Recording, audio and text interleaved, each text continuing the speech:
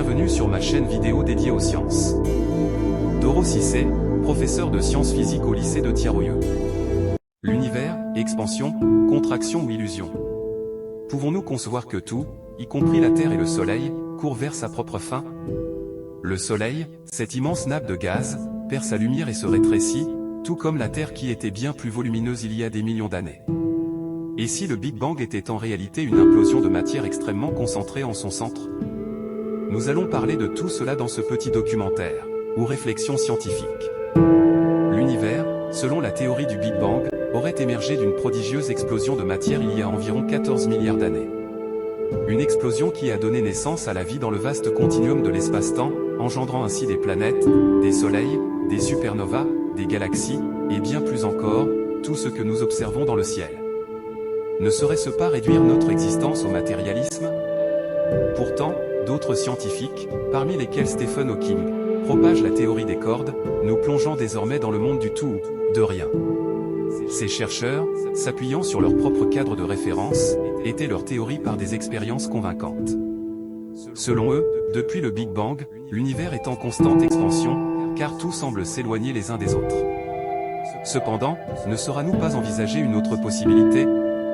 Que l'univers soit plutôt en contraction perpétuelle, et que l'illusion d'une fuite vers l'extérieur soit simplement un effet d'optique dû à notre position terrestre. Imaginez que l'univers, tout comme la Terre, court inexorablement vers sa fin. Le Soleil, une imposante sphère de gaz, s'affaiblit progressivement en perdant sa lumière, tout comme la Terre qui était bien plus imposante dans sa jeunesse, il y a des millions d'années. Et si, au lieu d'une explosion, le Big Bang était en réalité une implosion de matière fortement concentrée en son centre? Les notions de torsion du temps et de dilatation de l'espace, telles qu'envisagées par Albert Einstein, ont inspiré les partisans de l'inflation cosmique. Ils cherchent à expliquer la cohésion du système qui peuple l'espace en se fondant sur la connectivité gravitationnelle intergalactique. Cependant, il est crucial de se rappeler que l'homme demeure un érudit de Dieu, avec des connaissances limitées. Les philosophes nous rappellent que la quête de la connaissance universelle peut demeurer un rêve inaccessible. L'homme doit être vigilant. La science sans conscience ne conduit qu'à la ruine de l'âme, tout comme la conscience sans science entraîne la ruine de la société.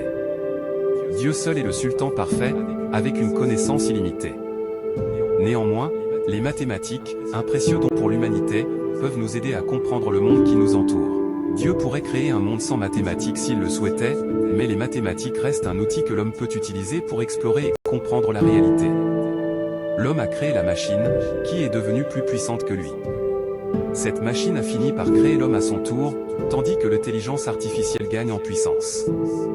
Il est essentiel de rester vigilant, car si nous n'y prenons pas garde, elle pourrait un jour occuper la place de Dieu dans le cœur des hommes.